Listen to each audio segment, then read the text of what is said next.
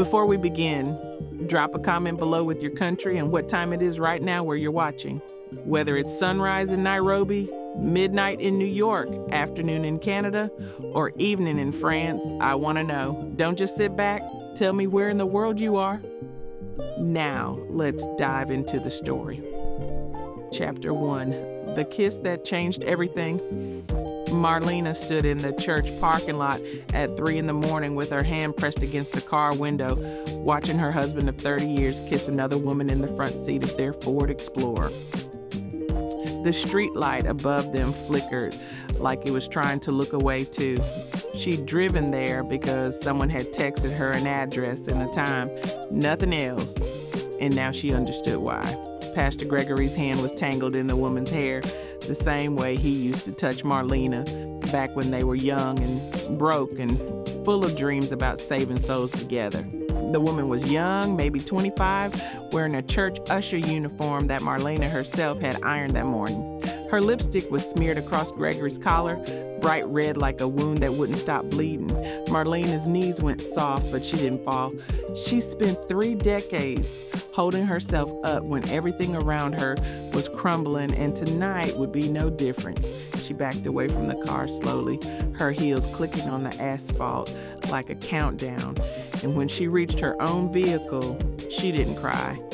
She just sat there with her hands on the steering wheel, staring at nothing, feeling like the whole world had been a lie she'd been too faithful to question. She drove home in silence, no gospel music, no prayers, just the sound of tires on wet pavement and her own breathing. The house was dark when she pulled into the driveway, the same house they'd bought 28 years ago when the church was just 12 people meeting in a rented gymnasium.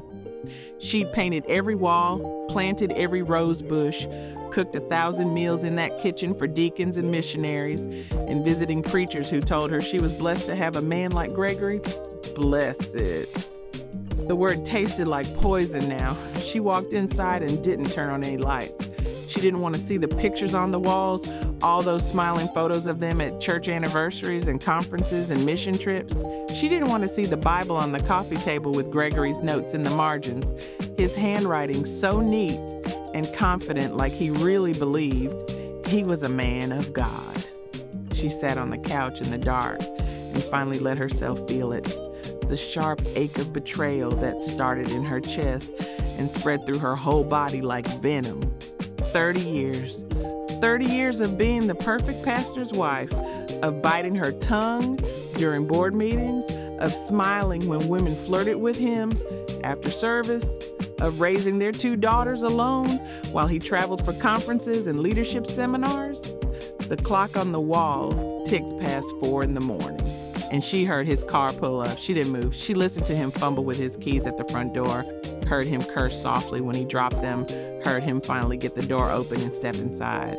He froze when he saw her sitting there in the dark, and even though she couldn't see his face clearly, she could feel his panic like a living thing in the room. "Marlena," he said, his voice too loud for the quiet house, too casual for what he'd just done. "What are you doing up?"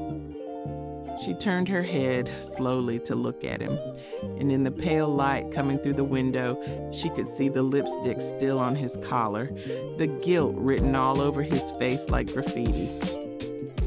"I know," she said, and those 2 words landed between them like stones. He opened his mouth to lie. She could see him preparing the denial, reaching for the smooth words that had always worked before, but she held up her hand to stop him. "I saw you, Gregory. I saw you with her in the parking lot." His face changed then, the mask slipping, and for a moment she saw something she'd never seen before, something cold and mean. "You followed me," he said, and his voice was sharp now, angry, like she was the one who'd done something wrong.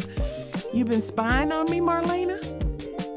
She stood up slowly, her legs steadier than she expected, her voice quiet but hard as iron. "That's what you got to say to me right now? After 30 years, after everything I sacrificed, you really standing in my house asking me about spying?" He took a step toward her, and she saw him decide something, saw him switch tactics the way he did. when a sermon wasn't landing right. His face softened, his shoulders dropped, and he reached out like he was going to touch her. Baby, listen, it's not what you think. That girl, she's been struggling spiritually, and I was just counseling her, and things got confused. Don't you dare, Marlena said, and her voice cracked like a whip. Don't you dare stand in front of me and insult my intelligence with that weak mess. I saw you, Gregory. I saw how you touched her. That wasn't counseling. That was you throwing away 30 years like it meant nothing. He stared at her, and she saw the moment he decided to stop pretending. His face went cold again, defensive, and when he spoke, his voice was full of blame. Maybe if you'd been a better wife, I wouldn't have needed to look elsewhere. The words hit her like a physical blow, stealing the air from her lungs, but she didn't let him see her flinch.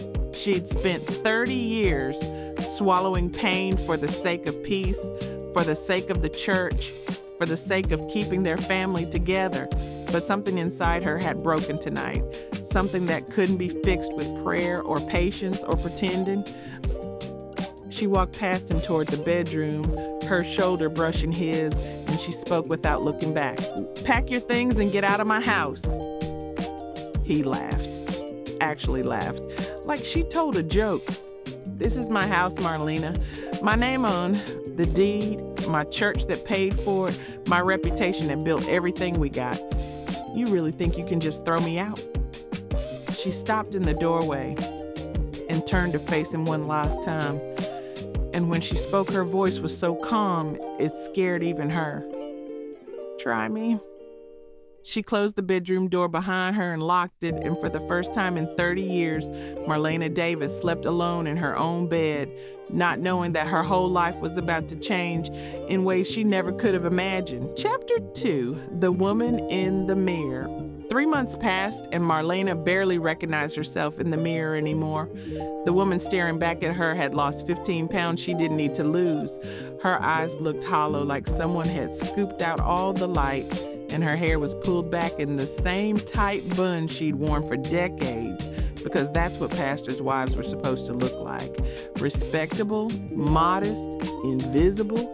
She'd filed for divorce the week after she caught Gregory, hired a lawyer named Patricia who wore red lipstick and didn't take mess from anybody. And now the whole church was treating her like she'd committed the unforgivable sin.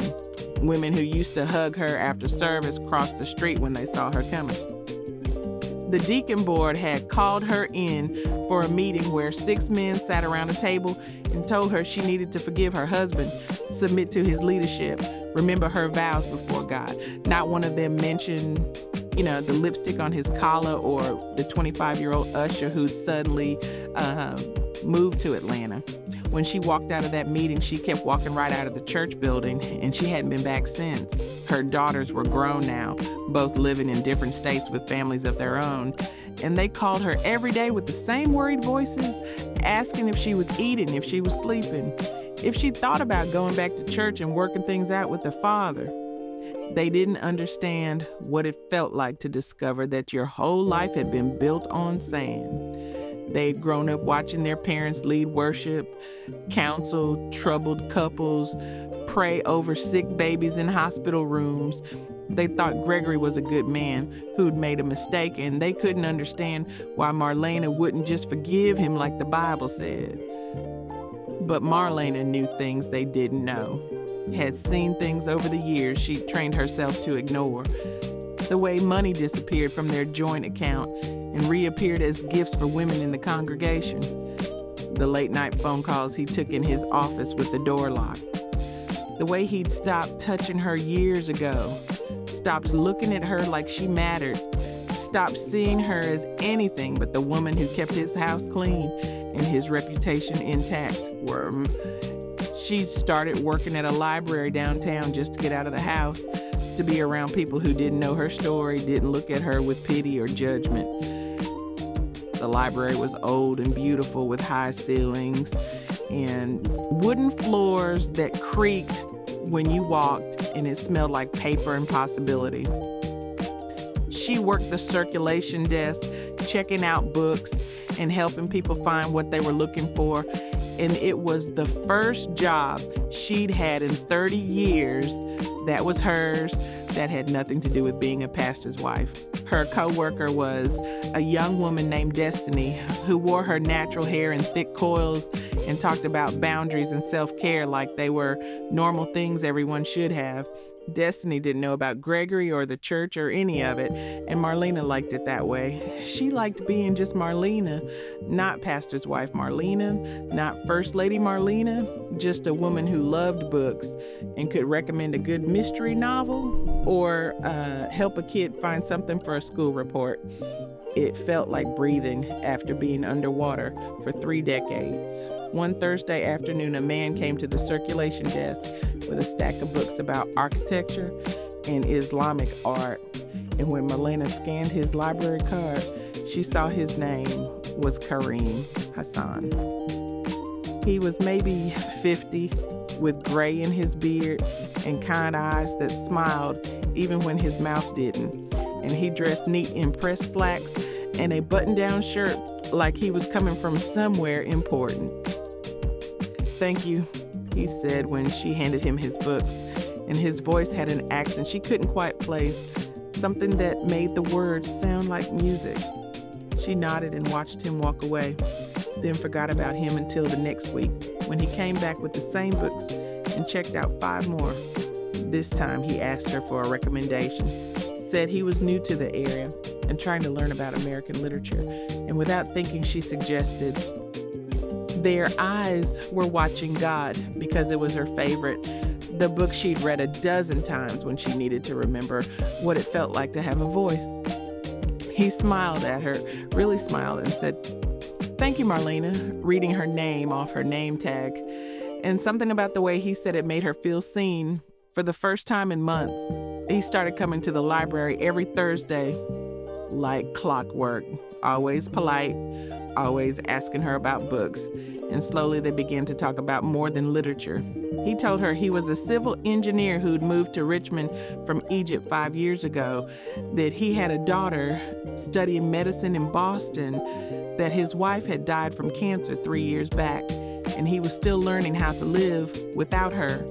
Marlena found herself looking forward to Thursdays, found herself thinking about what she might recommend next, found herself wearing colors other than the muted beige and grays she'd worn for years. She told him about the library, about the books she loved, about growing up in South Carolina with a grandmother who taught her to read before she started school. She didn't tell him about Gregory or the church or the divorce, and he didn't push. He just listened like her words mattered, like she was interesting, like she was more than just someone's discarded wife. One Thursday, he brought her tea from a Middle Eastern grocery store, said it was Egyptian hibiscus and would help her relax. And when their fingers touched as she took the cup, something shifted in her chest, something that felt dangerous and alive and terrifying. She went home that night and couldn't stop thinking about his smile. Chapter 3, the first dinner. Kareem asked her to dinner on a rainy Thursday in October, his voice nervous in a way that made him seem younger than his years.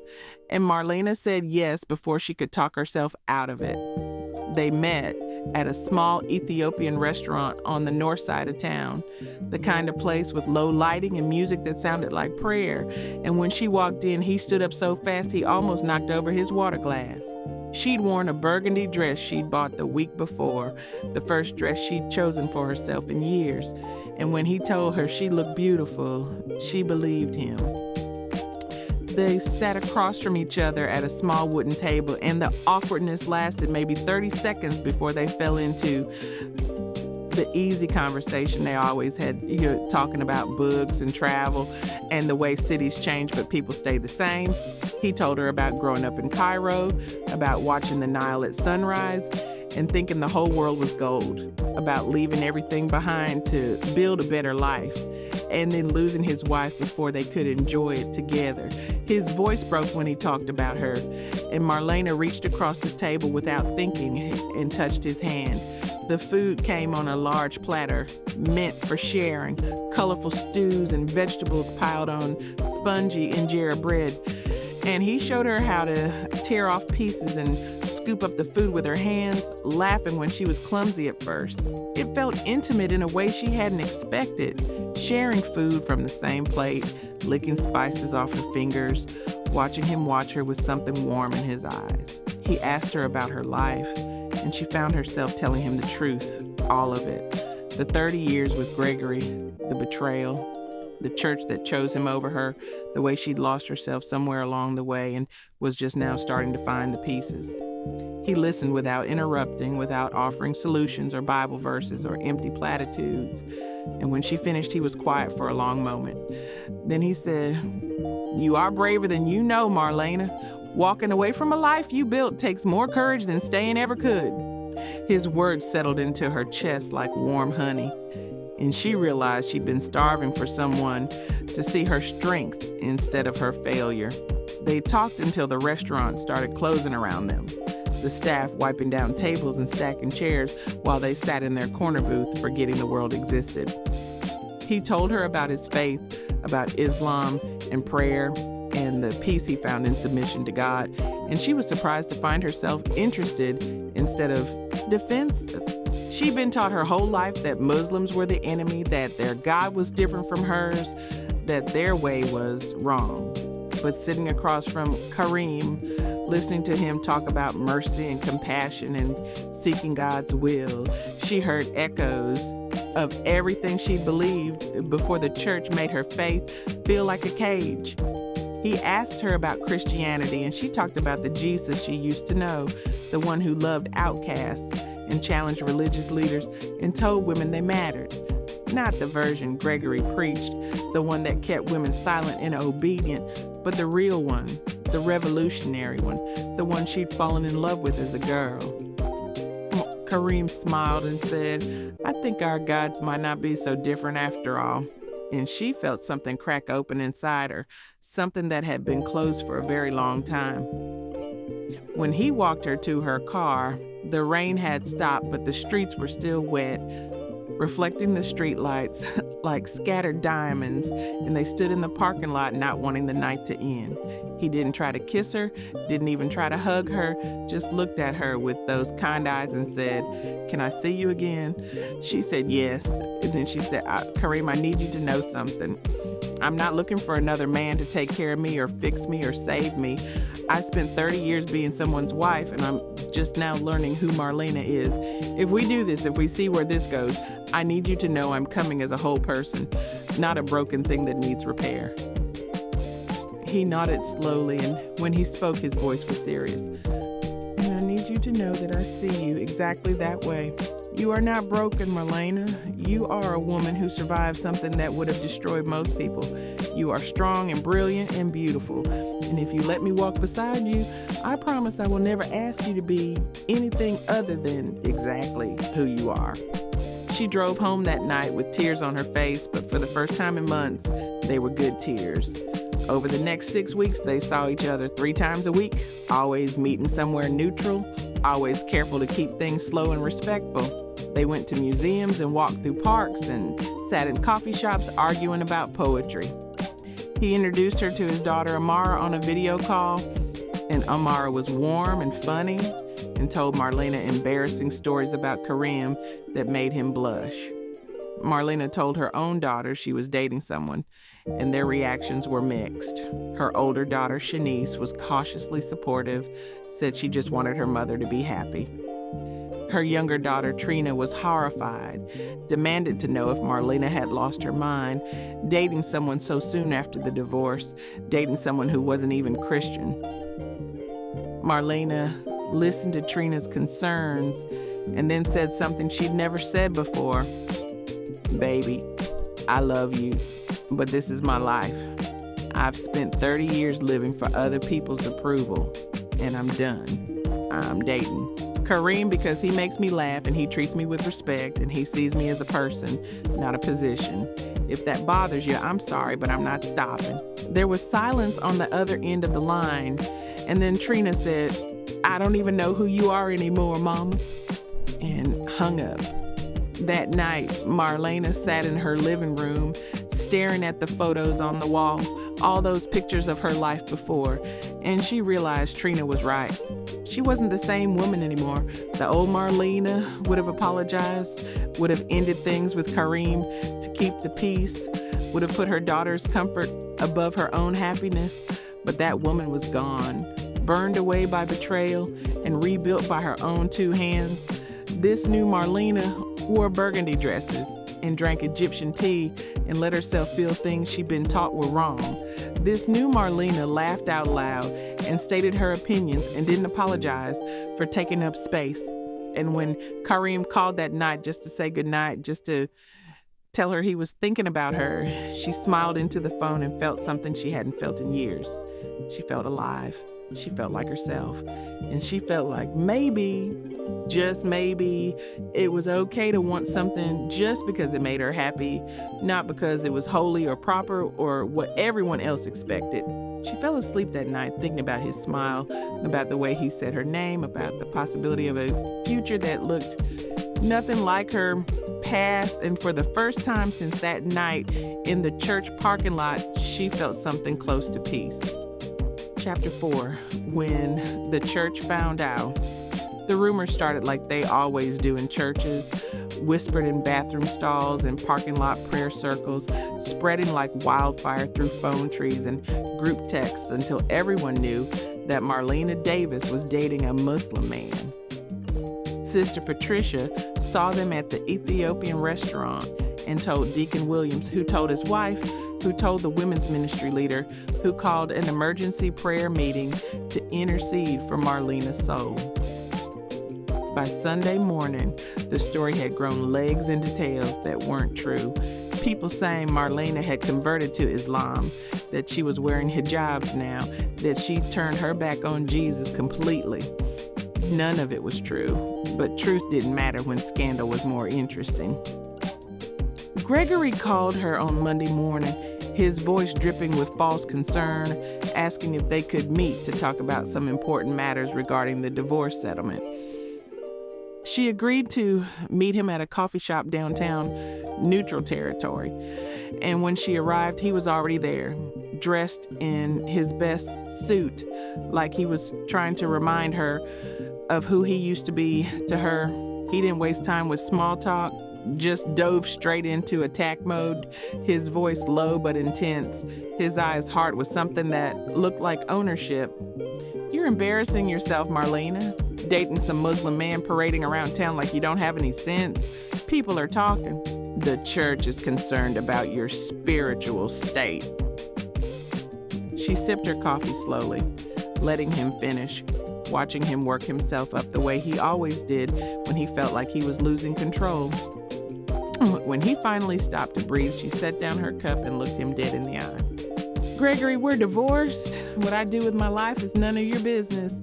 And it damn sure isn't the church's business. You lost the right to have an opinion about my choices when you decided to stick your tongue down that usher's throat." His face turned red, a vein pulsing in his forehead the way it did when he was about to lose his temper, and she saw his hands ball into fists on the table. "Watch your mouth, Marlena. Just because we're divorced doesn't mean you get to disrespect me. I'm still a man of God, still a pastor, still someone who deserves respect." She almost laughed. The audacity of him sitting there demanding respect after what he'd done, but she kept her face neutral, her voice calm. "Respect is earned, Gregory, and you stopped earning mine a long time ago. Now, if that's all you wanted to say, I have somewhere to be." She stood to leave, and he grabbed her wrist, not hard enough to hurt, but hard enough to stop her, and something dangerous flashed in his eyes. "You think you can just walk away and start a new life like the last 30 years meant nothing? You think some Muslim man is going to treat you better than I did? He's using you, Marlena. Men like that, they got their own agenda. He probably just wants a green card or something, and you're too desperate and lonely to see it." She pulled her wrist free and looked at him with pity instead of anger, and that seemed to hurt him more than any word she could have said. "The saddest thing about you, Gregory, is that you think everyone operates like you do." Kareem is a kind, honest man who treats me like I matter. And I'm sorry you can't understand what that looks like because you never did it yourself." She walked out of the coffee shop and didn't look back. The church's response was swift and coordinated, like they'd been planning it. Her daughter started getting calls from church members, people telling them their mother was in spiritual danger, that she needed an intervention, that dating outside the faith was a one-way ticket to hell.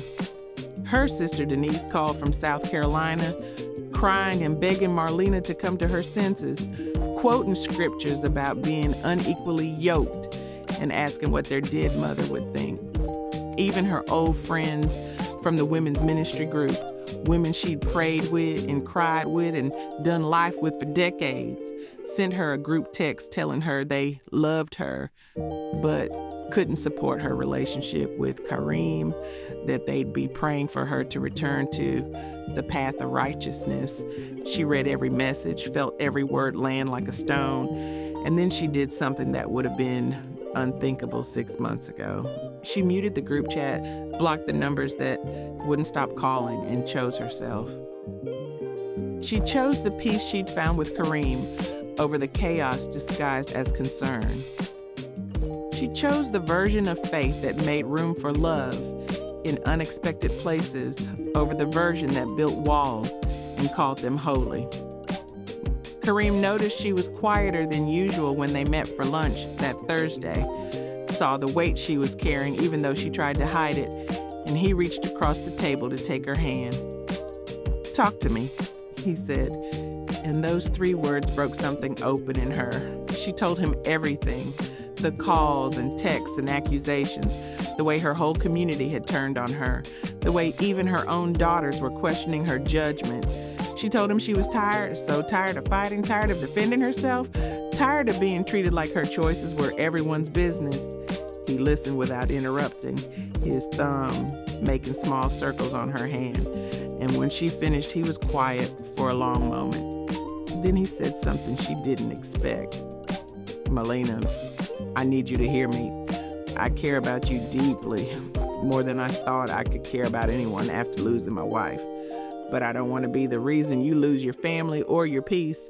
If this relationship is causing you more pain than joy, we can slow down. We can take a step back. I will not be the man who costs you everything." She looked at him and saw he meant it, saw that he was willing to sacrifice what they were building if it meant protecting her. And in that moment, she knew something with absolute certainty. No, she said, and her voice was strong, clear, unshakable. "I'm not slowing down and I'm not stepping back. For 30 years, I've made myself small to keep other people comfortable. I swallowed my voice, my dreams, my own desires, because I thought that's what good Christian women did. I thought that's what love looked like. But being with you has taught me something, Kareem. Love isn't supposed to diminish you. It's supposed to expand you. You make me feel bigger, braver, more like myself than I've ever been. And if my family and my church can't see that, can't celebrate that, then that's their loss, not mine." His eyes got bright with emotion and he squeezed her hand tighter. "You're sure?" he asked, "because once we commit to this, once we really step into this together, there's no going back. Your life is going to change in ways we can't predict. People you love are going to walk away. Are you ready for that?" She thought about the woman she'd been 6 months ago, standing in that parking lot watching her marriage implode. She thought about the woman she'd become, the one who wore burgundy dresses and stated her opinions and chose herself. And she smiled. "I've already lost everything once, Kareem. I'm not afraid of losing it again. I'm only afraid of losing myself. And when I'm with you, I feel more like me than I ever did in that church."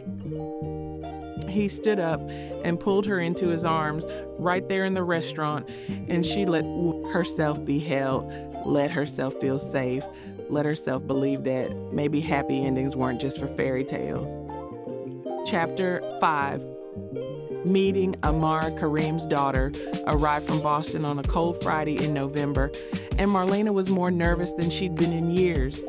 Amar was 26, brilliant, almost finished with medical school and deeply protective of her father.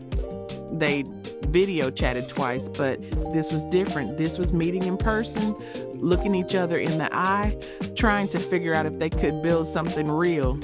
Karim picked Marlena up early that morning, his hands nervous on the steering wheel, and drove them to the small house he rented in a quiet neighborhood where all the lawns were perfectly maintained and American flags hung from front porches.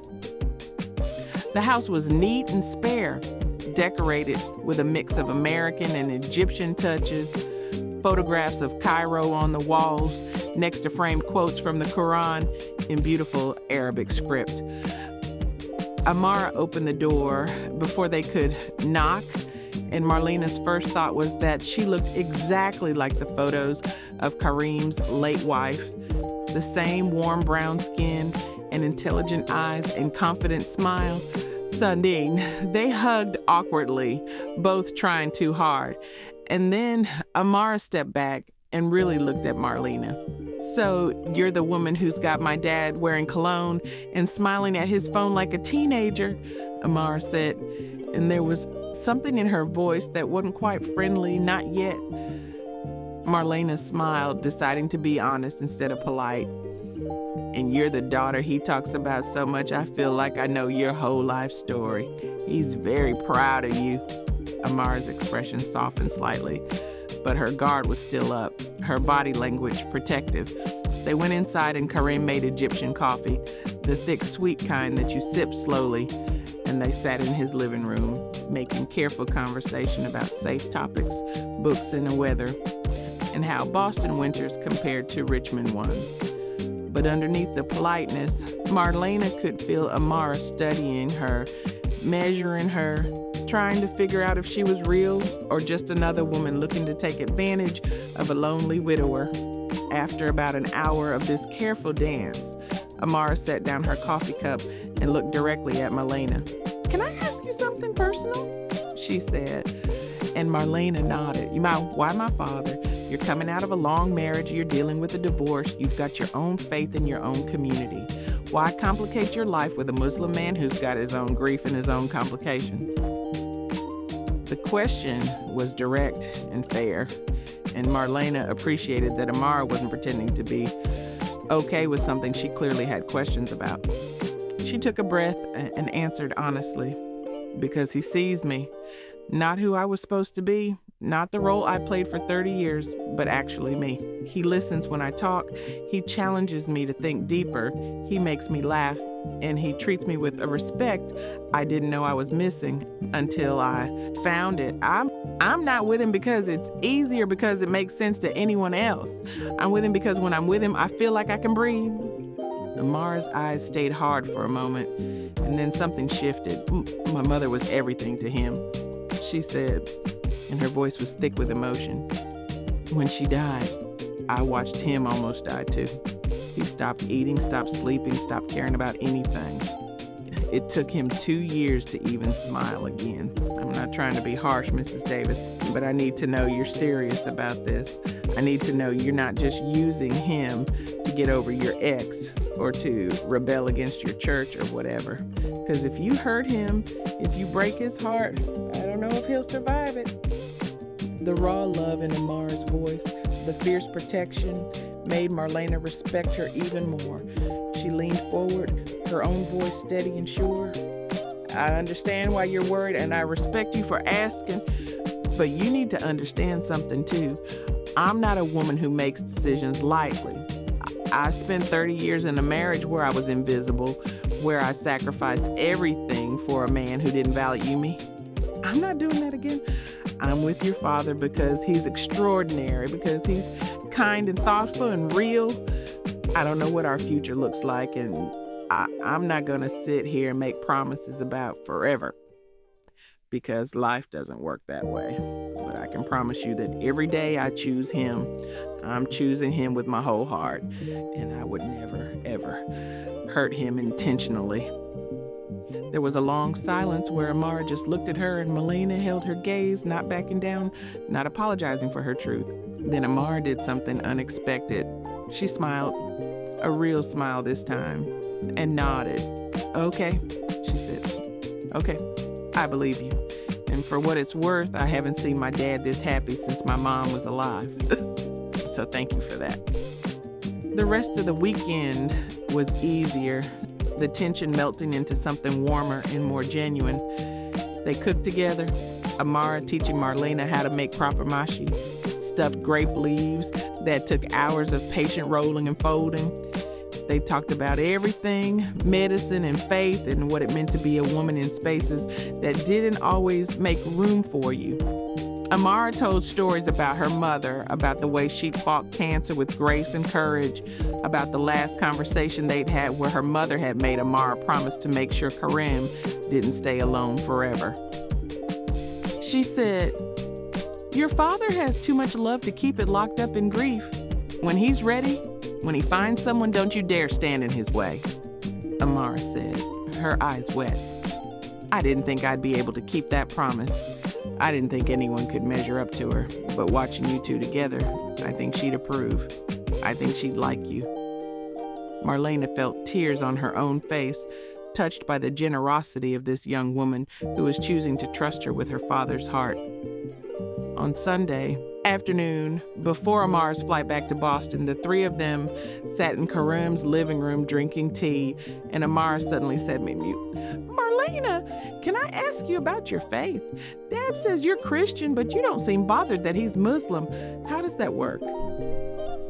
It was the question everyone wanted to ask, but most people were too polite or too judgmental to actually say out loud. Marlena set down her tea and thought about how to answer. "I think faith is more complicated than most people make it," she said slowly. "I was raised to believe that there was only one right way to worship God, one right way to live, one right path, and for a long time I believed that. But then I watched people use that same faith to justify cruelty and control and judgment. I watched my ex-husband stand in a pulpit and preach about love while treating me like I didn't matter. And I realized that what I believed about God and what I'd been taught by the church weren't always the same thing." She paused, gathering her thoughts. "When I'm with your father, when I hear him talk about Allah and submission and seeking peace, I hear echoes of the Jesus I fell in love with as a girl. Not the version the church sold me, but the real one. The one who challenged religious leaders and loved outcasts and told women they had value. I think God is bigger than our boxes, bigger than our denominations, bigger than our need to be right. And I think love, real love, is always holy no matter what package it comes in." Amara was quiet for a long moment, and then she reached over and squeezed Marlena's hand. "You know what? I think you and my dad are perfect for each other. You're both too smart for your own good, you both overthink everything, and you both have this way of seeing the divine in unexpected places. My mom would have loved debating theology with you." Karim laughed, the sound warm and full of relief, and pulled both women into a hug. That night, after Karim dropped Amara at the airport and drove Marlena home, they sat in his car outside her house, not wanting the weekend to end. "Thank you," he said quietly, "for being so patient with her, for being so honest. Amara means everything to me, and I couldn't move forward with you if she couldn't accept us." Marlena turned to look at him, this man who'd somehow slipped past all her defenses and made her believe in love again. "She's extraordinary," Marlena said. "You raised her well, and I meant what I said to her. I'm serious about this, Karim, about us. I know it's complicated and messy, and there are 1,000 reasons why it doesn't make sense, but I don't care. I want this. I want you." He kissed her then, soft and slow and full of promise, and when he pulled back, his eyes were bright with emotion. "Then let's stop being careful. Let's stop worrying about what everyone else thinks. Let's just be us." She nodded, and in that moment, sitting in a car outside her house, with this beautiful, kind man looking at her like she hung the moon, Marlena Davis decided she was done apologizing for choosing happiness. Chapter 6, The proposal that wouldn't Christmas came and went with Marlena spending it at Kareem's house instead of with her daughters for the first time in her life.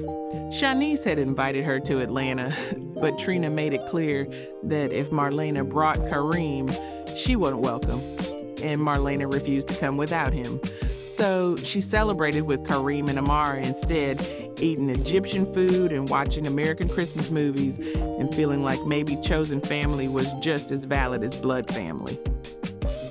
Gregory sent her a text on Christmas Eve saying he was praying for her soul, and she blocked his number without responding.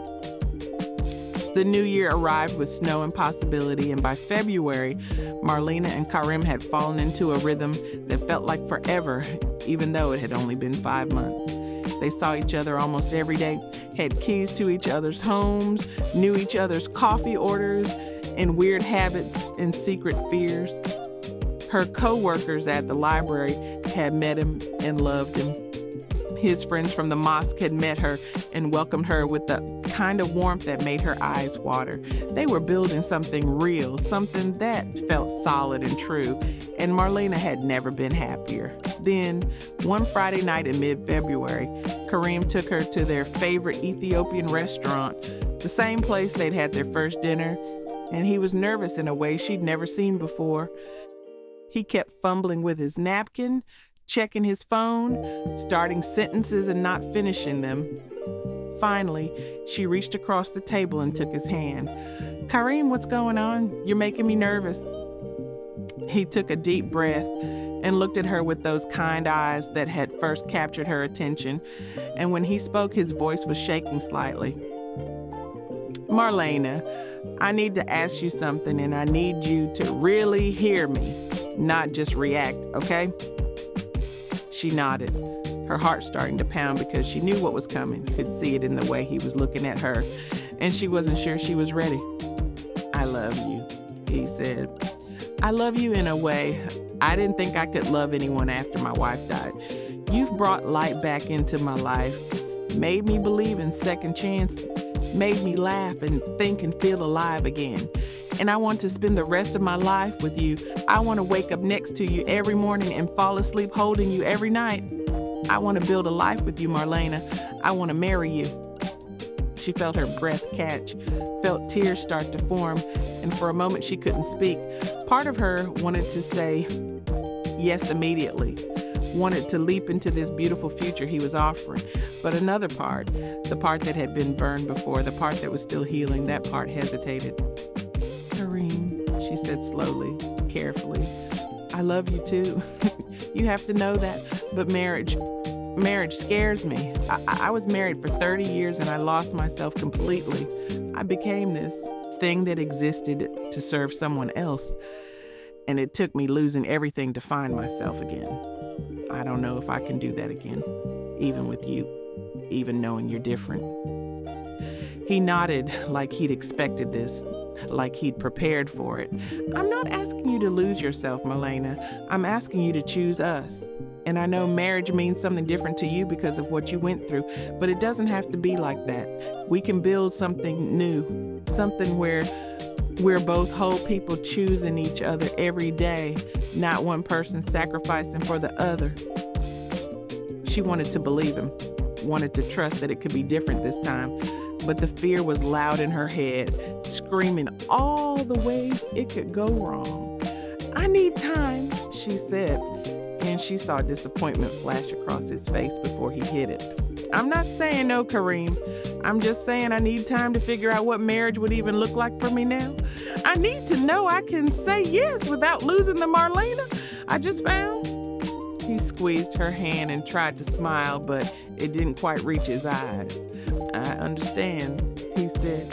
"Take all the time you need. I'm not going anywhere." But something had shifted between them that night. A small crack in the foundation they'd been building, and Marlena went home feeling guilty and confused and angry at herself for not being able to just be happy.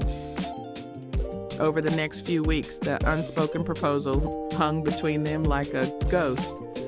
They still saw each other, still laughed and talked and held hands, but there was a new carefulness, a new weight.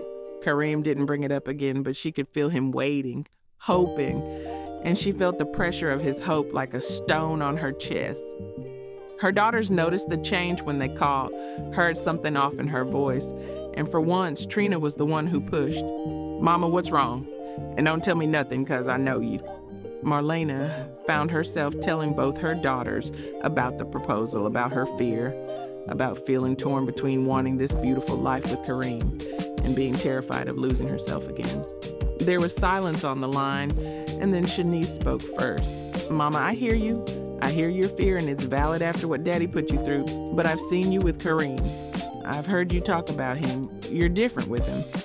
You're more yourself, not less. Maybe the question isn't whether you should marry him. Maybe the question is whether you trust yourself enough to know the difference between a man who sees you and a man who wants to own you." Her words hit Marlena like a revelation, and she felt something click into place. "You're right," Marlena said slowly. "You're absolutely right. This isn't about Kareem. This is about me trusting myself." Then Trina surprised her by saying, "Mama, I'm sorry. I've been so busy being mad at you for changing that I didn't stop to think about why you had to change. Daddy hurt you bad, and you deserve to be happy. If this man makes you happy, if he treats you right, then I'm happy for you, and I'd like to meet him." That night, Marlena called Kareem and asked him to come over. When he arrived, she could see the hope and fear warring on his face, and she pulled him inside and sat him down on her couch. "I have an answer," she said, and she watched him brace himself. "But first I need you to understand something. I'm saying yes, but I'm saying yes on my own terms. I need us to go to couples counseling before we get married, not because I think we're broken, but because I want us to build something healthy from the beginning. I need us to talk about expectations and boundaries and what marriage means to both of us. I need to know that if I say I need space, you'll give it to me without taking it personally. I need to know that I can have my own money and my own friends and my own life, and you won't feel threatened by that. I need to know that you see me as your partner, not your property. Can you do that?" He was staring at her with his mouth slightly open, and then slowly a smile spread across his face, the brightest smile she'd ever seen. Is that a yes?" he asked. "That's a yes," she said. And suddenly she was crying and laughing at the same time, and he was pulling her into his arms. And for the first time since he'd asked, she felt the fear quiet down. "I want to marry you," she said into his chest. "I want to build a life with you, but I need you to understand that I'm not the same woman who got married 30 years ago. I'm not going to be a traditional wife. I'm going to be loud and opinionated, and I'm going to challenge you and probably drive you crazy sometimes." He pulled back to look at her, his eyes wet with happy tears. "Good," he said. "I don't want a traditional wife. I want you exactly as you are, loud and brilliant and challenging and perfect. I want all of you, Marlena. The messy parts and the scared parts and the parts that are still healing. All of it." She kissed him then, deep and long and full of promise. And when they pulled apart, she said, "So when do you want to do this?" He laughed. "Whenever you're ready. Tomorrow, next year. I don't care as long as at the end of it, you're my wife." She smiled, feeling lighter than she had in weeks. "Let's start with counseling, and then let's tell our families, and then let's figure out the rest together." That night, lying in his arms with her head on his chest, listening to his heartbeat steady and strong, Marlena Davis felt something she'd been chasing her whole life. She felt free. Chapter 7, The Fire at the Church. The engagement announcement should have been a joyful thing, but Marlena knew it would be a storm. She called her daughters first, and Shanice screamed with excitement while Trina cried happy tears and apologized again for being so resistant. They planned a small family dinner in March where Trina would finally meet Kareem, and for the first time in months, Marlena felt like maybe her family was healing. She told her sister Denise next, and the call went about as well as expected, with Denise quoting scripture and crying and saying she'd keep praying for Marlena's soul.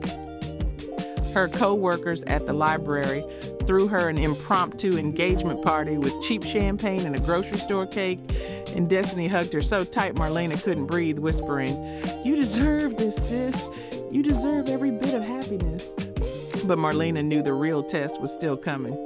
The reaction from the church community, from Gregory, from the people who'd known her as First Lady for 3 decades. She didn't plan to tell them directly, but in a city like Richmond, news traveled fast, especially scandalous news about a pastor's ex-wife marrying a Muslim man. The rumors hit the church like a bomb on a Sunday morning, spreading through the pews and parking lot with righteous indignation and pearl-clutching shock. By Monday, Gregory was calling everyone he knew, ranting about Marlena's betrayal, about how she was embarrassing him in the ministry, about how she needed to be stopped. On Tuesday, someone spray-painted Jezebel on Marlena's garage door in bright red letters, and she filed a police report knowing nothing would come of it. On Wednesday, she got a call from Patricia, her lawyer, saying Gregory was trying to reopen the divorce settlement, claiming that her relationship with Kareem proved she'd been unfaithful during their marriage, which was ridiculous and had no legal basis, but it showed how far he was willing to go to punish her. By Thursday, Marlena was exhausted from the constant attacks, from the hate messages and scripture-laced threats, and former friends telling her she was going to hell. Kareem held her while she cried, his own anger barely contained, and he asked her if it was worth it, if she wanted to reconsider, but she shook her head fiercely. No, she said, I'm not giving them that power. I'm not letting Gregory win again. Then on Friday night, Marlena got a call from a number she didn't recognize at 11:30. When she answered, a young woman's voice, shaking and scared, said, "Mrs. Davis, this is Keisha. I used to be in the youth ministry at New Hope. I need to tell you something." Marlena sat up, suddenly alert, and said, "Keisha, honey, what's wrong?" There was a pause, and then Keisha said, "Pastor Gregory, he's been saying things about you at church, terrible things. He's telling people you were the problem in the marriage, that you were cold and unfaithful, that you're mentally unstable." In the night during prayer meeting, he said that sometimes God has to intervene when his children go astray. He said that sometimes the old has to burn away so the new can grow. No, Mrs. Davis, I think he's planning something. I think you need to be careful. Marlena's blood went cold, and she thanked Keisha and immediately called Kareem. But before he could answer, she heard sirens in the distance getting closer. She walked to her front window and saw the orange glow on the horizon, saw the smoke rising black against the night sky, and somehow she knew before the news alert came through on her phone. New Hope Baptist Church was on fire. She drove there without thinking, pulled by some instinct she couldn't name. And when she arrived, the parking lot was full of fire trucks and police cars and church members standing in clusters, crying and praying and watching their sanctuary burn. The flames were massive, eating through the roof and shooting out the stained glass windows, and the heat was so intense she couldn't get within 50 feet of the building.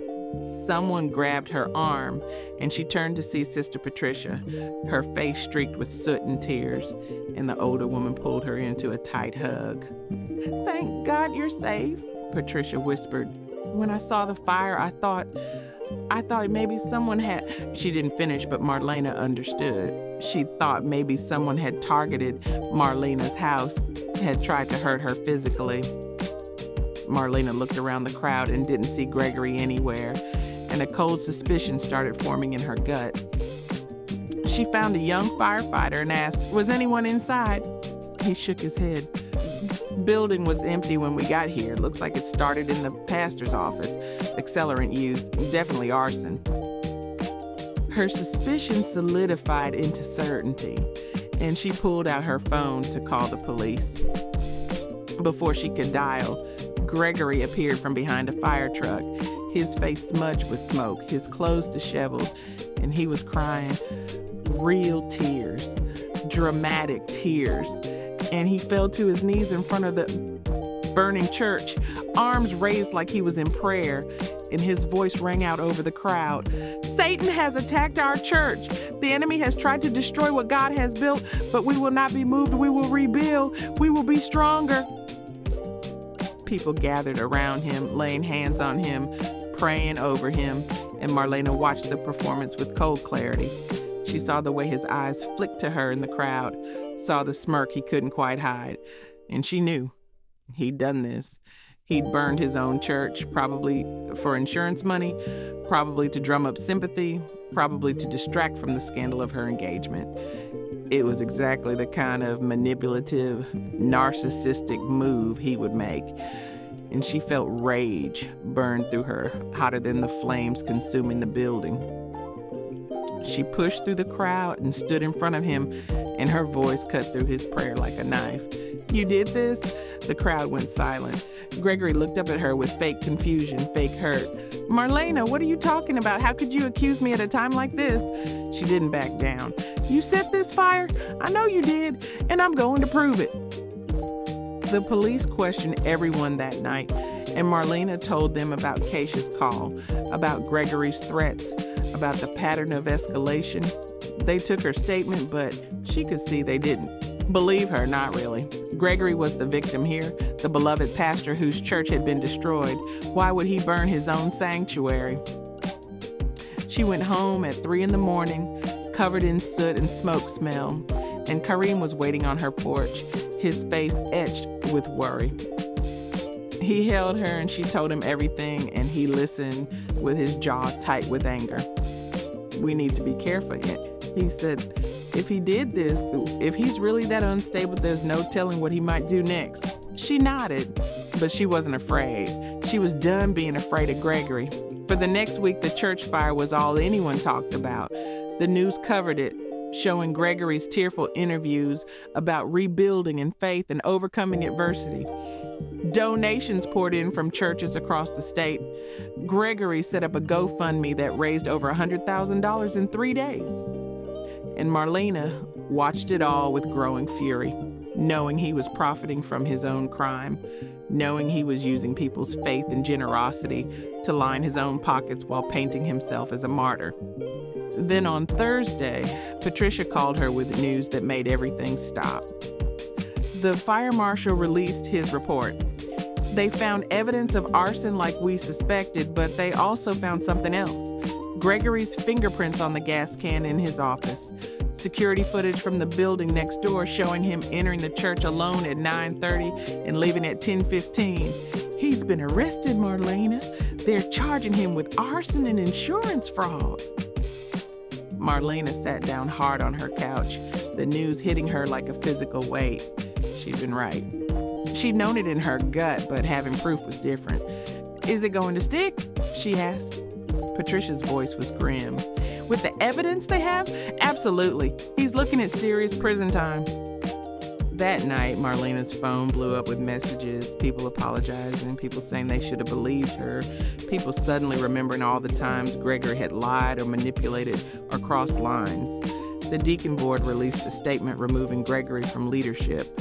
The church's insurance company announced they wouldn't be paying out.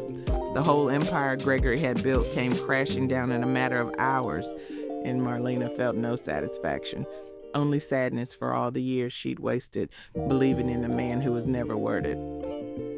Kareem found her sitting in her living room in the dark that night, and he sat beside her without saying anything, just being there. Finally, she spoke.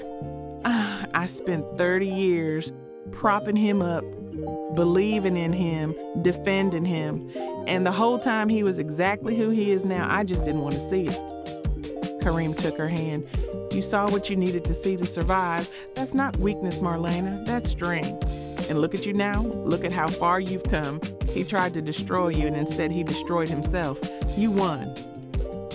She thought about that, about the woman she'd been standing in that parking lot, watching her husband kiss another woman, about the woman she was now, engaged to a man who saw her and loved her and respected her. "Yeah," she said slowly. "I guess I did." They sat there in the dark together, and for the first time since the fire, Marlena felt like she could breathe. Gregory's attempt to hurt her had backfired spectacularly, and now she was free, really free, to build the life she wanted without his shadow hanging over everything. The next morning, she woke up and made a decision. She was done looking back. She was done letting Gregory take up space in her head. She was marrying Kareem, and nothing and no one was going to stop her from claiming her happiness. Chapter 8, The Wedding That Broke Every Rule. Marlena and Kareem decided to get married in April, just 2 months after his proposal, and they agreed on something that felt radical to both their communities. They wanted a wedding that honored both their faiths, that made room for both their traditions, that celebrated the way love could build bridges instead of walls. They found a venue in a botanical garden, all glass and green growing things and light pouring through windows. And they hired an interfaith officiant who'd married couples from different religions before. They planned a ceremony that would include readings from both the Bible and the Quran, music from both gospel and Arabic traditions, and vows they wrote themselves that spoke to partnership and equality and choosing each other every day. It was unconventional and beautiful and exactly what they wanted. But planning it meant having difficult conversations with people who thought they were making a terrible mistake. Kareem's imam pulled him aside and expressed concerns about him marrying outside the faith, reminded him of the importance of raising children in Islam, questioned whether this was truly what Allah wanted for him. Kareem listened respectfully and then said something that surprised even himself. With respect, I believe Allah wants me to be happy. I believe Allah put Marlena in my path when I was drowning in grief and she brought me back to life. I believe love is holy no matter what form it takes. And if that means I'm not the perfect Muslim in your eyes, then I accept that, but I won't give her up. The imam was silent for a long moment, then nodded slowly. Then I pray Allah blesses your union, he said. And though his voice held reservation, it also held resignation. Marlena had her own battles to fight, particularly with her daughters who had questions about logistics and faith and what it would mean for any future grandchildren. Shanice was practical, asking about where they'd live and how holidays would work, and whether Marlena was really prepared for the cultural differences that would come with marrying outside her community. Trina was more emotional, worried about her mother's soul, about whether this was really what God wanted, about whether Marlena had thought this through or was just rebelling against everything she'd known. Marlena sat both her daughters down during a video call and spoke to them from her heart. Girls, I hear your concerns and I love you for caring about me, but I need you to understand something. I'm not doing this to rebel or to make a point or to run from my past. I'm doing this because Kareem is the best man I've ever known. He treats me with respect and kindness. He listens to me and challenges me and makes me want to be better. He sees me, really sees me, and he loves what he sees. I spent 30 years in a marriage where I was invisible, and I'm not going back to that. Not for anyone, not for anything. She took a breath, her voice steady. As for faith and grandchildren and all of that, we'll figure it out together. We've already talked about how we'll honor both our traditions, how we'll teach any children we might have about both Christianity and Islam, and let them choose their own path when they're old enough. We've talked about boundaries and expectations and what marriage means to both of us. This isn't something we're rushing into blindly. This is something we've thought about carefully, and we're choosing it with our eyes wide open. Shanice nodded slowly. Okay, Mama, if you're sure, then I'm behind you. Trina was crying, but she said, I trust you, Mama, and I want to be there. I want to be at your wedding. The month leading up to the wedding was a whirlwind of planning and pushback. Gregory, out on bail awaiting trial, made one last attempt to stop the wedding, filing a motion claiming Marlena was mentally incompetent and needed a psychological evaluation before she could legally marry. Patricia shot it down so fast it never made it to a hearing, and she called Marlena laughing. That man is desperate and pathetic. The judge literally threw out his motion and told him to stop wasting the court's time. Marlena felt a small surge of victory, another brick in the wall she was building between her old life and her new one. Her sister Denise surprised her 2 weeks before the wedding by calling to say she'd be coming, that she didn't understand Marlena's choices, but she loved her and wanted to support her. "Mama would have wanted me to be there," Denise said, her voice thick. "Even if she wouldn't have approved, she would have wanted family to stick together." Marlena cried when she hung up, touched by the unexpected grace, by the way love could survive even when agreement couldn't. The wedding day arrived with perfect spring weather, sunny and warm, with a breeze that smelled like flowers and possibility. Marlena got ready at home with Shanice and Trina helping, and she wore a dress she'd chosen herself, cream-colored and simple and elegant. Nothing like the big white dress she'd worn 30 years ago when she married Gregory. This dress felt like her, like the woman she'd become, strong and beautiful and unapologetic. Her daughters both cried when they saw her, telling her she looked radiant. And Trina said, "Mama, I've never seen you look so happy. You're glowing." Marlena looked at herself in the mirror and realized her daughter was right. She was happy, deeply and completely happy, in a way she'd never been before. When she arrived at the venue, she was overwhelmed by the beauty of it, the way the botanical garden had been transformed into a sacred space that honored both her and Kareem's traditions.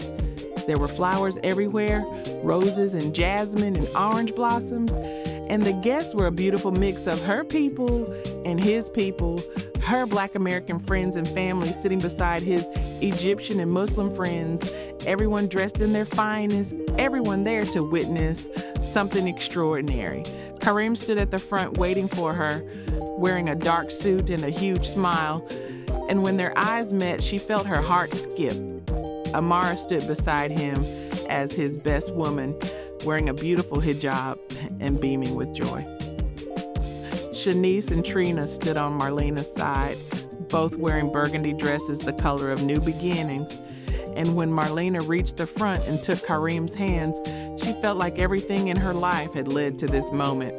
The ceremony was everything they'd hoped for. The officiant reading from both their sacred texts, talking about love as a force that transcends boundaries, that builds bridges, that makes all things new. When it was time for vows, Kareem went first, his voice clear and strong. "Marlena, you came into my life when I'd given up hope. You showed me that it's possible to love again, to trust again, to believe in second chances. You are brilliant and brave and beautiful. And I promise to honor you, to respect you, to walk beside you as your equal and partner. I promise to love you in the quiet moments and the storm moments, in the joy and the struggle. I promise to see you, really see you every single day. This I vow before God and everyone we love." Marlena's turn came, and she'd written her vows in the middle of the night a week ago, unable to sleep because the words kept flooding through her. "Kareem, you saved my life, not because you rescued me, but because you saw me when I was invisible. You taught me that love doesn't have to hurt, that partnership can be real, that it's possible to be myself and be loved for it. You challenged everything I thought I knew about faith and culture and what's possible when we're brave enough to cross lines that were never supposed to exist. I promise to love you with my whole heart, to honor your faith and your traditions, to build a life with you that's bigger than what either of us could build alone. I promise to be your partner in all things, your equal in all things, your love in all things. This I vow before God and everyone we love." When the officiant pronounced them married, Kareem kissed her with tears streaming down his face, and the whole crowd erupted in cheers and applause that felt like blessing and celebration and radical acceptance all at once. They walked back down the aisle hand in hand, husband and wife, and Marlena felt lighter than air, like she was flying, like she'd finally found the life she was always meant to live. At the reception, they danced to both American and Arabic music, ate food from both their cultures, and gave speeches that made everyone laugh and cry. Amara toasted them, saying her mother was smiling down from heaven, proud of her father for choosing love over fear. Trina toasted them, apologizing for her initial resistance, and telling Kareem he better take care of her mama or he'd have to answer to her. And when Marlena and Kareem had their first dance, he whispered in her ear, "Are you happy?" She pulled back to look at him, this man who'd given her permission to be herself, and she smiled. "I'm more than happy," she said. "I'm free." Chapter 9, The Trial and the Truth. 2 months after the wedding, Gregory's trial began, and Marlena knew she'd have to face him in court. The prosecutor had subpoenaed her to testify about Gregory's behavior leading up to the fire, about the threats and harassment, about his pattern of manipulation and control. She didn't want to go, didn't want to relive any of it, but Patricia convinced her it was necessary. "Your testimony's going to seal this case," Patricia said. "He's already facing arson and insurance fraud charges, but your testimony adds context. It shows motive. It shows pattern of behavior. You can help put him away, Marlena." So, on a hot June morning, Marlena walked into the courthouse with Kareem beside her, and she felt every eye in the room turn to stare. Gregory was already seated at the defense table with his lawyer, and when she walked in, he looked at her with pure hatred, his face twisted with rage that he didn't bother to hide. The prosecutor, a sharp woman named Angela Morrison, called Marlena to the stand and walked her through the timeline of her marriage, the divorce, the escalating threats, the fire. Marlena answered every question honestly, her voice steady even when talking about the most painful parts. She described finding Gregory with the usher, described the church's response, described the way he'd used his position and influence to isolate her and punish her for leaving. She described his reaction to her relationship with Kareem, the threats and harassment and constant attempts to control her even after the divorce. And she described Keisha's warning call, the way Gregory had talked about things needing to burn before they could grow new. When she finished, the courtroom was silent, and she could see several jurors looking at Gregory with disgust. Then it was the defense attorney's turn, a slick man in an expensive suit who clearly thought he could intimidate her. He started with questions designed to paint her as vindictive, as a woman scorned who was making up stories to hurt her ex-husband. "Mrs. Davis, or should I say Mrs. Hassan now, isn't it true that you were angry at Pastor Gregory for the dissolution of your marriage?" Marlena looked at him calmly. "I was hurt by his infidelity, yes. Any wife would be." "And isn't it true that you started a relationship with another man very quickly after your separation, suggesting that perhaps you were the one who was unfaithful during the marriage?" Patricia objected. Before Marlena could answer, the objection was sustained, but Marlena asked if she could respond anyway. The judge nodded, and Marlena leaned forward slightly. "I met my husband 4 months after I filed for divorce. My relationship with him has nothing to do with Gregory's decision to commit arson and insurance fraud. You trying to make me the villain here doesn't change the fact that your client burned down his own church." The defense attorney's face went red and he tried a different tack. "Mrs. Hassan, isn't it true that you have a bias against my client because he disapproved of your relationship with a Muslim man?" Marlena smiled, but it wasn't friendly. "Your client disapproved of anything that didn't give him control over me. Yes, he had problems with my relationship with Kareem, but he also had problems with me working, having my own bank account, making my own decisions. This isn't about religion. This is about a man who couldn't handle losing power." The lawyer tried for another hour to shake her testimony, but Marlena held firm. And when she finally stepped down, she felt victorious. The trial lasted 3 days, and the evidence against Gregory was overwhelming. The fire marshal testified about the accelerant and the fingerprints. The security footage was shown, clearly depicting Gregory entering and leaving the church. Financial experts testified about his money problems, about the insurance policy he'd increased 6 months before the fire, about the GoFundMe donations he'd already started spending on personal expenses, and former church members testified about his threats against Marlena. about the way he'd been spiraling, about his comments during prayer meeting the night of the fire. When it was Gregory's turn to testify, he tried to maintain his innocent pastor persona, but Angela Morrison tore him apart on cross-examination. She got him to admit he'd been in the church that night, got him to contradict himself multiple times, got him to lose his temper and show the jury the real Gregory, the angry, controlling man behind the pulpit. By the time she was done, even Gregory's own lawyer looked defeated. The closing arguments were powerful. Angela painting a picture of a narcissistic man who'd rather burn everything down than admit he wasn't in control, and the defense attorney making a weak argument about reasonable doubt that convinced no one. The jury deliberated for less than 4 hours. When they came back, Marlena was sitting in the gallery with Kareem, holding his hand so tight her fingers hurt. The foreperson stood and read the verdict, guilty on all counts. Gregory's face went pale, then red, and he started to stand like he was going to say something, but the bailiffs were already moving to restrain him.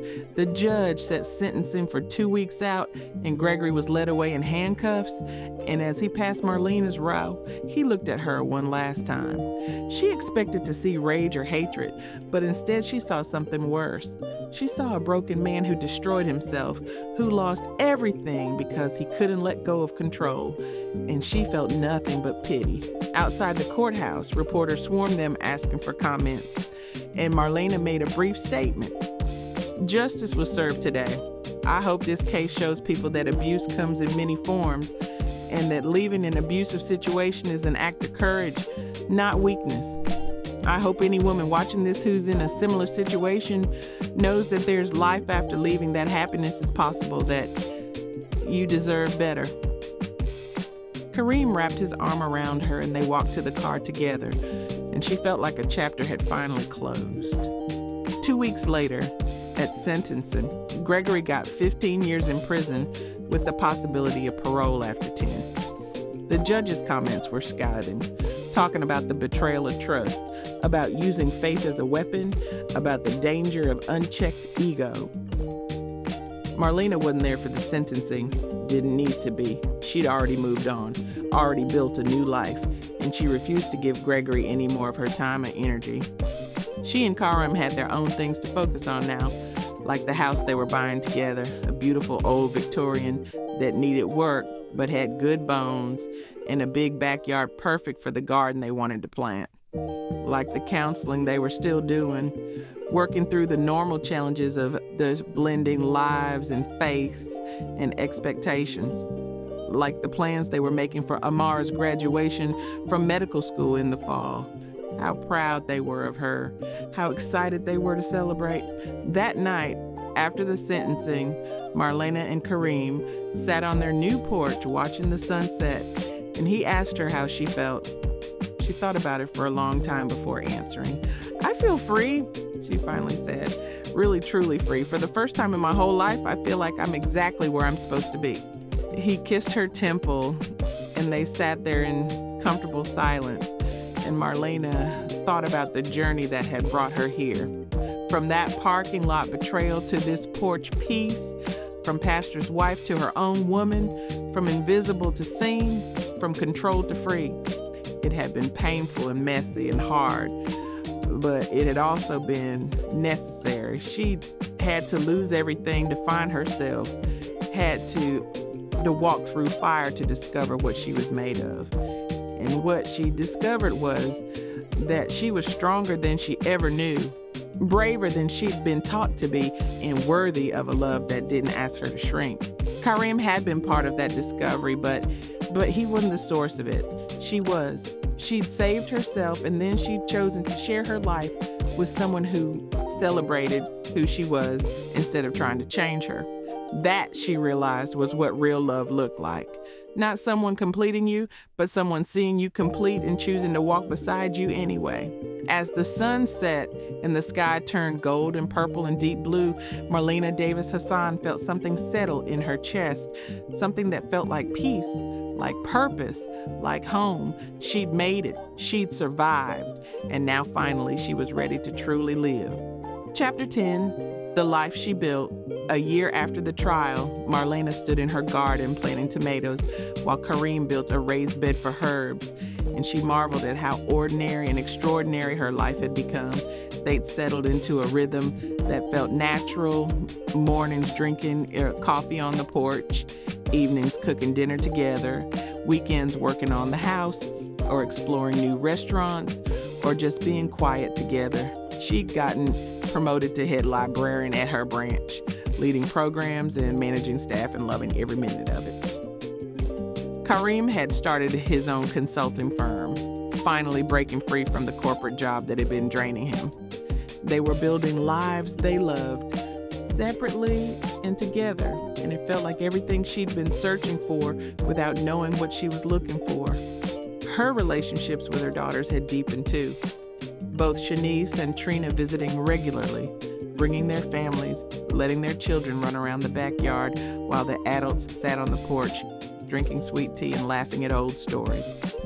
Trina had apologized multiple times for her initial resistance, and she and Kareem had developed their own relationship, him teaching her daughter Arabic phrases and her teaching him how to make proper collard greens. Amara had graduated medical school and was doing her residency in Richmond, choosing to be close to her father and Marlena, and the three of them had family dinners every Sunday that felt sacred and joyful. Marlena had never expected to be a stepmother at 56, but Amara had become like a daughter to her, the two of them shopping together and sharing recipes and having long talks about faith and identity and what it meant to be women forging their own paths. Amara called her Mama Marlena now, and every time she said it, Marlena's heart swelled with gratitude for this unexpected family she'd gained. Her sister Denise had come around too, slowly warming to Kareem after meeting him several times and seeing how happy Marlena was. They'd never agree on theology, but they'd found a way to love each other anyway, and that felt like its own kind of miracle. The church world had mostly forgotten about her, moved on to newer scandals and dramas, and Marlena was grateful for the obscurity. A few former friends had reached out to apologize, to say they'd been wrong, to ask if they could rebuild their friendships, and Marlena had been gracious but boundaried. She forgave them, but she didn't forget, and she was careful about who she let back into her inner circle. One August evening, Marlena got an unexpected visit from Keisha, the young woman who'd warned her about Gregory before the fire. Keisha was 23 now, working as a social worker, and she asked if they could talk. They sat on the porch with lemonade, and Keisha told her story, how she'd been one of Gregory's victims too, how he'd groomed her when she was 17 under the guise of spiritual mentorship, how he'd manipulated her into keeping secrets and believing his attention was love. She'd spent years in therapy working through the trauma, and she'd come to thank Marlena for speaking up, for testifying, for helping put him in prison. "You saved other girls from going through what I went through," Keisha said, tears streaming down her face. "Your courage gave me courage. You showed me it was okay to tell the truth, even when the truth makes people uncomfortable." Marlena hugged her and they both cried, and afterward Marlena felt like another piece of her healing had clicked into place. She hadn't just saved herself by leaving Gregory. She'd helped save others too, had broken a cycle, had shown light in dark places. That realization led to something new. Marlena started a support group for women leaving religious abuse, meeting once a week at the library with women from all different faiths who were trying to rebuild their lives after leaving controlling relationships disguised as godly marriages. She facilitated the group with a therapist friend, and they created a safe space where women could tell their stories without judgment, could cry and rage and heal together. The group grew quickly, women hungry for a place where they could be honest about their experiences, where they could question their faith without losing it, where they could find community outside the religious structures that had harmed them. Kareem supported the work fully, sometimes cooking meals for the women, sometimes just sitting in the parking lot reading a book so Marlena knew he was there if she needed him. He understood the importance of what she was doing, understood that her healing was connected to helping others heal, and he never once asked her to choose between him and her calling. That more than anything showed Marlena that she'd chosen the right partner, someone who saw her work in the world as essential, not threatening. By the time their second anniversary rolled around, Marlena and Karim had built something remarkable. Not a perfect life, because perfect didn't exist, but a real one, full of laughter and disagreement and compromise and deep abiding love. They still did couples counseling once a month, still had hard conversations about cultural differences and faith traditions and how to honor both their backgrounds. They developed their own spiritual practice, reading from both the Bible and Quran, praying in ways that felt authentic to both of them, attending both mosque and a progressive church that welcomed interfaith families. It was messy and beautiful and constantly evolving, and it was theirs. For their anniversary, they took a trip to Egypt, Karim wanting to show Marlena where he came from, and she fell in love with Cairo, with the chaos and beauty and ancient history of it. They visited the pyramids and the Egyptian museum. They ate street food and drank mint tea. They took a boat ride on the Nile at sunset, and Marlena understood why Karim had described the world as gold. It was. The whole world was gold when you were with someone who loved you well. On their last night in Cairo, sitting on a rooftop restaurant overlooking the city, Karim took her hand and said, "Are you happy, Marlena? Really happy?" She looked at him, this beautiful man who'd loved her back to life, and she thought about the question. Was she happy? She thought about the woman she'd been 3 years ago, invisible and small and dying inside. She thought about the journey she'd take, the pain and courage and transformation. She thought about the life she'd built, the work she was doing, the love she'd found, the family she'd created from broken pieces. And she realized the answer was simple. "I'm more than happy," she said, echoing the words she'd said on their wedding day. "I'm free, I'm seen, I'm loved, I'm myself, and that's everything." He smiled and kissed her hand, and they sat there watching the city lights twinkle like stars, two people from different worlds who'd built a bridge and called it home. That night, lying in bed in their Cairo hotel, Marlena thought about everything she'd survived, everything she'd overcome, everything she'd become, and she felt proud, so deeply proud, of the woman staring back at her from her reflection. The next morning, flying home to Richmond, Marlena looked out the plane window at the clouds below and thought about the young girl she'd been, growing up in South Carolina, dreaming of a life that mattered. She thought about the young woman who'd married a charming pastor and believed she could change the world through service and sacrifice. She thought about the middle-aged woman who'd lost herself in someone else's vision and forgotten she had her own. And she thought about the woman she was now, 57 years old, and just beginning to understand what living meant. She thought her life was over when her marriage ended, thought she'd lost everything that mattered, but she'd been wrong. She hadn't lost anything. She shed a skin that no longer fit, had walked through fire and emerged transformed, had discovered that endings could be beginnings if you were brave enough to walk through them. She'd learned that love didn't have to hurt, that faith could expand instead of constrain, that it was never too late to choose yourself, that happiness was a revolution and claiming it was an act of radical courage. She reached for Karim's hand and he squeezed it without looking up from his book.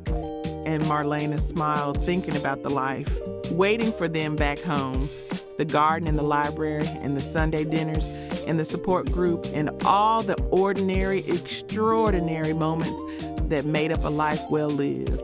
As the plane began its descent into Richmond, Marlena whispered a prayer, not to the God of her childhood who demanded perfection, but to the God she discovered in her freedom, the one who celebrated her strength and blessed her courage and called her beloved exactly as she was. "Thank you," she whispered. "Thank you for the fire that didn't consume me, for the loss that freed me, for the love that found me. Thank you for teaching me that I was always enough, that I was always worthy, that I was always exactly who I needed to be. Thank you for second chance and new beginnings and the courage to claim both. The plane touched down, and Marlena opened her eyes, ready to step back into her beautiful, messy, perfect for her life. She was a librarian and a support group leader and a friend and a daughter and a sister and a stepmother and a wife. But more than any of those roles, more than any title or position, she was simply and powerfully herself. She was Marlena Davis Hassan, a woman who'd been a pastor's wife for 30 years and then fell in love with a Muslim man, and in doing so fell in love with herself. And that, she thought, as they walked through the airport hand in hand, was the best love story of all.